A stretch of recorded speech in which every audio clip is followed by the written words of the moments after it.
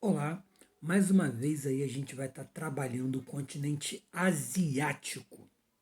E dessa vez a gente vai falar um pouquinho sobre aspectos econômicos da Ásia. Estou olhando aqui para baixo porque eu tenho separado aqui algumas das coisinhas do qual a gente vai trabalhar no vídeo de hoje.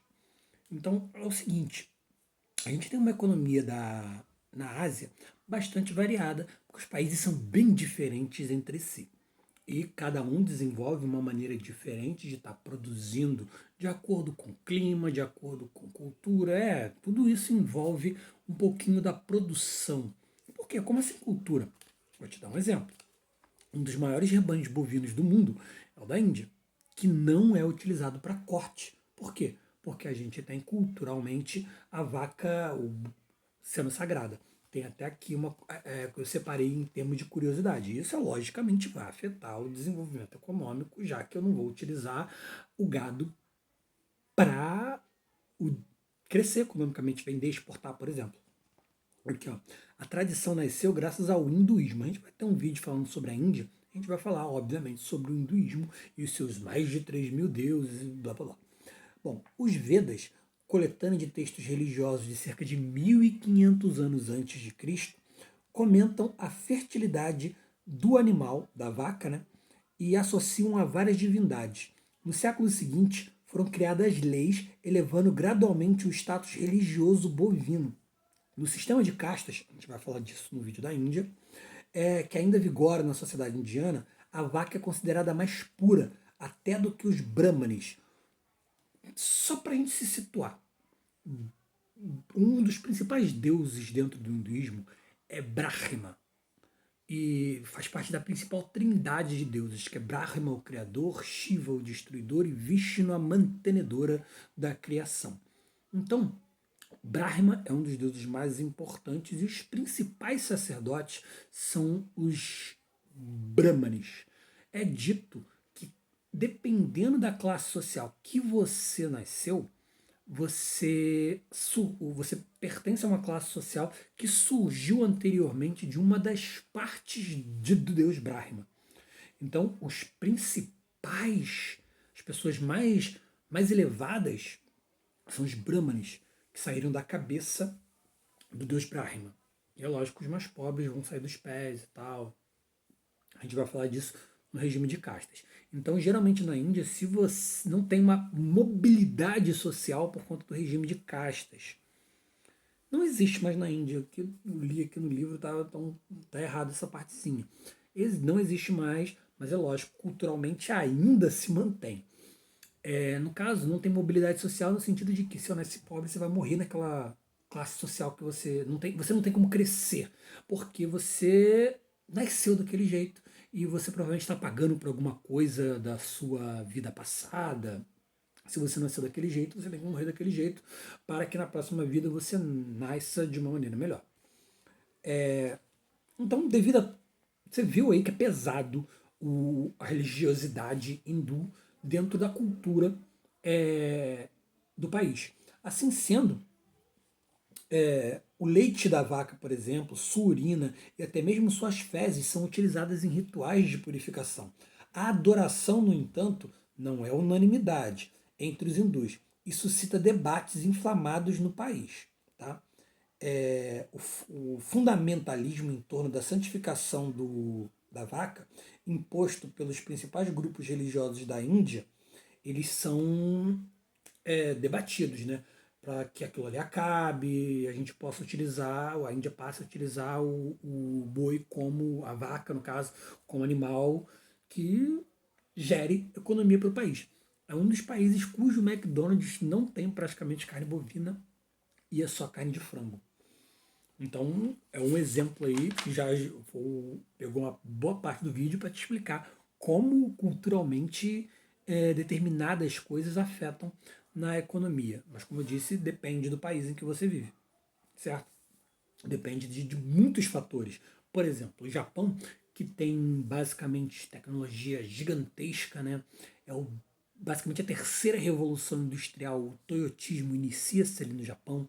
O desenvolvimento de nanotecnologia, biotecnologia. O japonês ele faz uma tecnologia avançadíssima, promove a criação, investe bastante em pesquisa, mas o seu território, por exemplo, não tem matérias-primas para sustentar a própria indústria, tendo que importar geralmente as matérias-primas.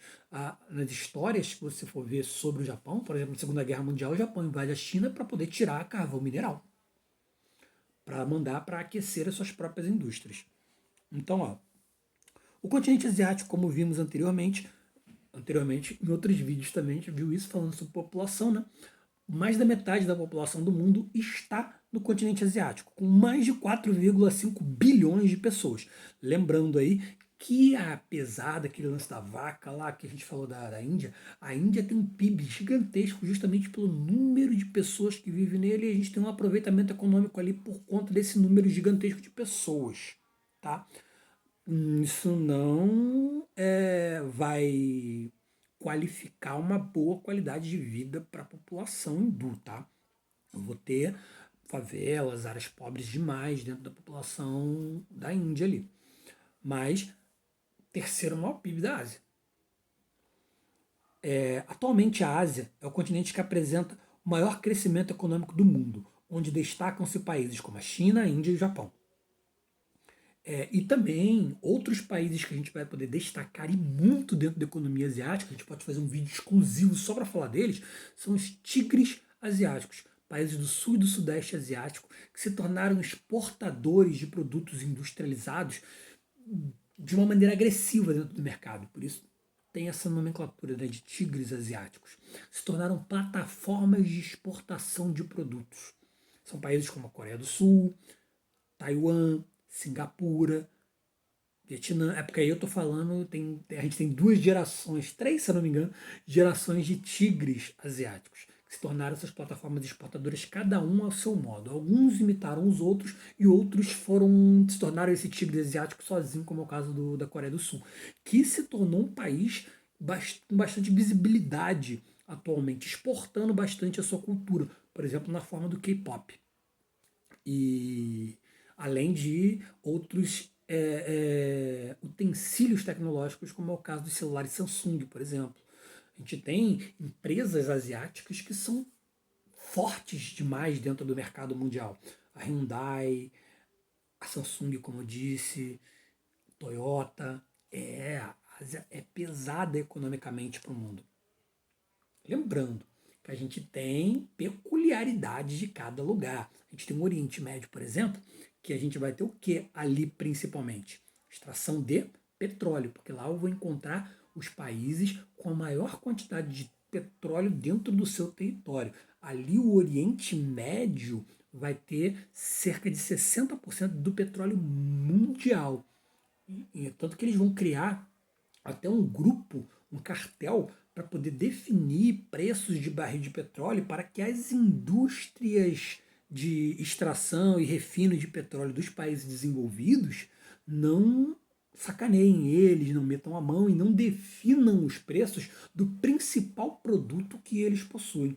Liderados pela Arábia Saudita, a gente teve a criação da OPEP, que não é um bloco econômico, mas a Ásia tem as suas tentativas de integração na forma de blocos econômicos, que no caso principalmente são o ASEAN e o APEC.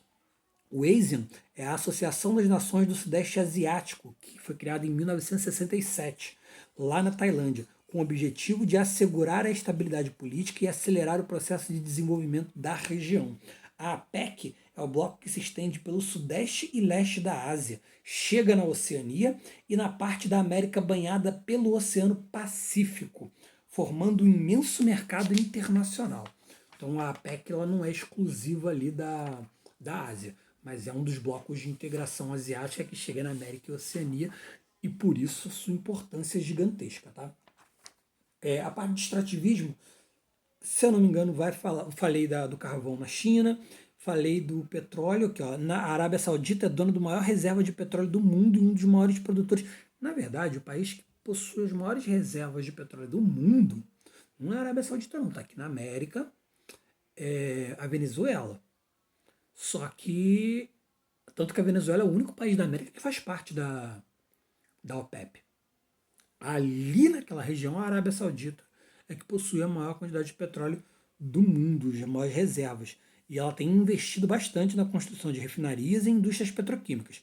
E apesar da grande importância mundial do petróleo, a maior parte da população da Arábia Saudita ela não trabalha com a extração de petróleo, tá?